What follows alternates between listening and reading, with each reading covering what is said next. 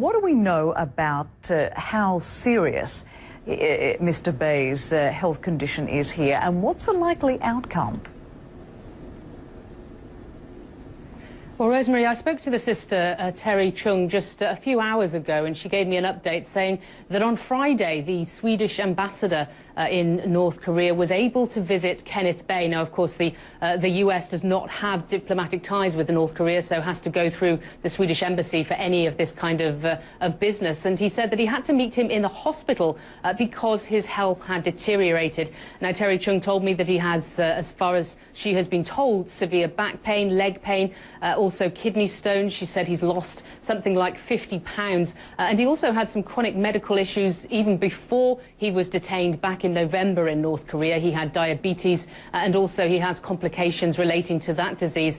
So she's certainly very concerned. They had a prayer vigil over the weekend in Seattle where the family is based, and they lit about 281 candles for every day that he has been held in North Korea, and they are very concerned that this hard labour camp that he has been placed in due to his sentencing is deteriorating his health quite rapidly. Now, of course, what they're calling for is for the North Koreans to forgive his sins. Now, of course, what the North Koreans say is that Kenneth Bae carried out hostile acts against the government. They say that he carried out acts that was trying to topple the North Korean government. And they also are trying to put pressure on the US government to do more to try and release this American.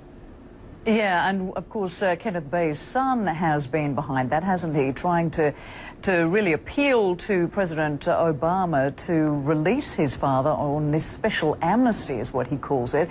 I mean, is there likely to be any change on the part of the North Korean government as a result of these appeals? Well, we haven't heard anything from the North Korean government in some time about Kenneth Bae. As far as they're concerned, he was detained in November, he was charged, he was sentenced back in April, and in May he went into this labour camp and has been doing 8 hours a day of hard labour. We've seen pictures and footage of him working in the fields, so farm labour. So at this point we're hearing nothing from the North Korean government. There were reports that the former US President Carter would travel to North Korea to try and negotiate his release. The Carter Center has said basically that he has no immediate plans to go, but has not outright denied that he has plans to go and try and secure his release. So at this point, the US government is keeping fairly quiet about what processes are underway at this point. They obviously are calling for him to be released, but not giving any details of any behind-the-scenes diplomatic efforts that they're making